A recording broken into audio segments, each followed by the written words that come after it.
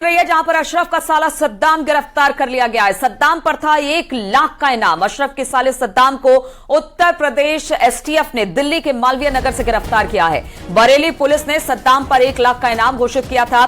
Jail में अशरफ को सारी सुविधाएं उपलब्ध करवाया करता था सद्दाम। बरेली के बिथरी चैनपुर थाने में दर्ज है अशरफ के खिलाफ मुकदमा। सद्दाम के गिरफ्तार होने के बाद शाइस्ता परवीन के खुल सकते हैं कई राज। उमेश पाल हत्याकांड के बाद से ही गायब था सद्दाम और अब पुलिस गिरफ्त में दिल्ली से सद्दाम को किया गया है। हम आपको बता दें कि दिल्ली से अशरफ को गिरफ्तार किया गया है। अशरफ के साले सद्दाम को उत्तर प्रदेश एसटीएफ ने मालवीय नगर से गिरफ्तार किया है। सद्दाम पर कई मामले दर्ज थे। बरेली पुलिस ने सद्दाम पर 1 लाख का इनाम भी रखा था। जेल में अशरफ को सारी की सारी सुविधाएं जो थी वो सद्दाम ही मुहैया कराता था और बरेली के बिथरी चैनपुर में कई मामले अशरफ के खिलाफ मुकदमा वहां पर दर्ज था। सद्दाम के गिरफ्तार होने के बाद शाइस्ता परवीन के खुल सकते हैं क्योंकि अब तक शाइस्ता पुलिस गिरफ्त से बाहर है और लगातार पुलिस उसे ढूंढने की कोशिश कर रही है। तो अब जब सद्दाम हाथ लगा है पुलिस के तो हो सकता है शाइस्ता परवीन का भी पता चल जाए। हल्के से पहचानेंगे लोग यार। सतीश का है हमारे रायपुरी। और इसी पर बातचीत करने के लिए दिल्ली से हमारे साथ शंकर आनंद है और ऋषभ हमारे साथ लखनऊ से जुड़ गए हैं। सबसे पहले शंकर, आप ही के पास कहां से हुई है इसकी गिरफ्तारी, किस तरह से पुलिस आपके तक पहुंची?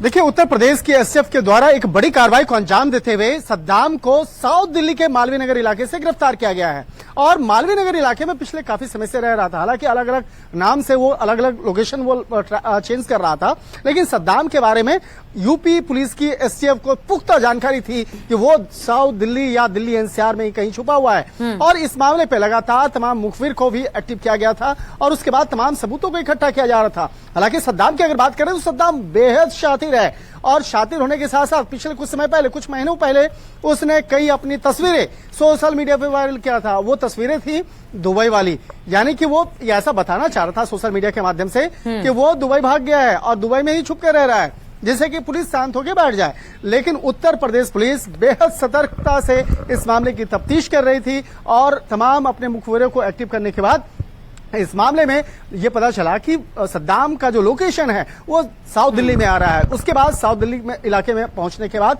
जो यूपी एसटीएफ की टीम पहुंची वो सादी वर्दी में पहुंची और यहां पहुंचने के बाद यहां पर काफी रेकी किया गया और रेकी करने के बाद जैसे सद्दाम को देखा गया उसके बाद उसे गिरफ्तार किया गया और यहां से हालांकि शुरुआती तौर पर उसे किया गया था। अभी तक क्या प्राइमरी कुछ बता पाया कि शाइस्ता वगैरह के बारे में, गुड्डू बम्बास के बारे में या कुछ ऐसे? अभी इंट्रोगेशन चल रहा है, इंट्रोगेशन के बाद हम आपको अवगत कराएंगे।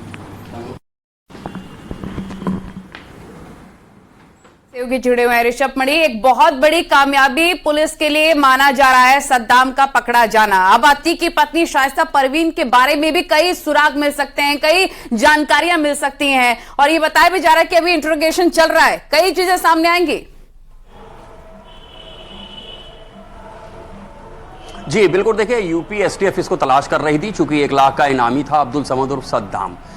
इसके खिलाफ बिथरी चैनपुर बरेली में एक थाना है, वहां पर एफआईआर दर्ज थी। बरेली जेल में ये तमाम लोगों को अशरफ से अवैध तरीके से मिलवाता था और ये भी बात सामने आ रही थी कि बरेली जेल में ही उमेश पाल हत्याकांड की साजिश रची गई। हालांकि अभी तक प्रयागराज पुलिस ने इसको अपने उमेश पाल हत्याकांड में आरोपी नहीं बनाया है, लेकिन इसकी भूमिका की जांच जारी है। अब चूंकि गिरफ्तार हो गया है सद्दाम, इससे तमाम सवाल जवाब किए जाएंगे। अभी पुलिस कस्टडी रिमांड पर लिया जाएगा तो उस दौरान प्रयागराज पुलिस एसटीएफ भी इससे पूछताछ करेगी, तब ये इसकी भूमिका साफ हो पाएगी कि उमेश पाल हत्याकांड में इसकी क्या भूमिका थी। इसके ऊपर रंगदारी वसूलने आपराधिक साजिश का एक मामला बिथरी चैनपुर में दर्ज है जिसमें प्रिवेंशन ऑफ करप्शन एक्ट भी लगा हुआ है। चूंकि उसमें जेल के तमाम अधिकारी भी इन्वॉल्व थे, उनके ऊपर कार्रवाई भी हुई थी। ये लगातार लोकेशन अपनी बदल के, कभी कर्नाटक में था, नई दिल्ली में था, मुंबई में था और लगातार एसटीएफ इसके पीछे पड़ी हुई थी। आज ये अपनी प्रेमिका अनस से मिलने जा रहा था। डीडीए फ्लैट जो मालवीय नगर में है वहां पर इसकी गिरफ्तारी हुई है। और उसको बरेली लाया गया है। बरेली के बिथरी चैनपुर थाने में इसको दाखिल किया गया है, इसको जेल भेज दिया जाएगा। इसके बाद बरेली पुलिस इनकी कस्टडी रिमांड मांगेगी और तब जब पूछताछ होगी तो उसमें शाइस्ता की फरारी से लेकर के उमेश पाल हत्याकांड, अतीक और उसके परिवार की नामी बेनामी संपत्तियों के मुतल्लिक इससे पूछताछ की जाएगी। तो आप मान के चलिए कि जब ये कस्टडी रिमांड पर आएगा तब तमाम बड़े खुलासे हो सकते हैं। ठीक है, हमारे साथ शंकर भी लगातार जुड़े हुए हैं दिल्ली से। शंकर, अगर सद्दाम की बात की जाए, गिरफ्तारी तो हो गई है, यूपी एसटीएफ ने इसकी गिरफ्तारी की है, इसे कब तक लेकर पहुंचेंगे, किस तरह से पुलिस कस्टडी डिमांड करेगी और क्या क्या सुराग और सबूत इससे निकाले जा सकते हैं, खासतौर पर शाइस्ता को लेकर जो अब तक पुलिस के शिकंजे से बाहर है? निश्चित तौर पर देखिए, कहा जा सकता है कि अगर सद्दाम की बात करें तो सद्दाम अतीक अहमद और अशरफ के परिवार का सबसे बड़ा राजदार रहा है क्योंकि जब अशरफ बरेली जेल में था और जेल में रहने के दौरान कौन कौन से लोग उससे मिलने आएंगे, किससे नहीं मिलना है, उनकी तमाम चल अचल संपत्तियां कहां हैं, कहां संपत्तियों को रखा गया है, इन तमाम मामलों का जो काम है वो सद्दाम ही देखता था। सद्दाम के हाथों में ही एक कहा जा सकता है उन तमाम जो राज हैं वो अभी भी दफन है, जिसको यूपी पुलिस की टीम अब तफ्तीश करेगी, उस मामले में पूछताछ करेगी। तो एक तरह से कहा जा सकता है कि जब इससे पूछताछ की जाएगी तो पूछताछ का जो दायरा है वो काफी आगे बढ़ने वाला है और इस मामले में जब विस्तार से पूछताछ की जाएगी कि और वो कहां वो उसकी तमाम चल अचल संपत्तियां हैं, चाहे अशरफ की बात करें या अतीक अहमद की बात करें, और अशरफ से जुड़े हुए, उसके परिवार से जुड़े हुए तमाम सबूतों को सबूतों को इकट्ठा करने के लिए सद्दाम का जो स्टेटमेंट होगा वो सबसे महत्वपूर्ण होने वाला है।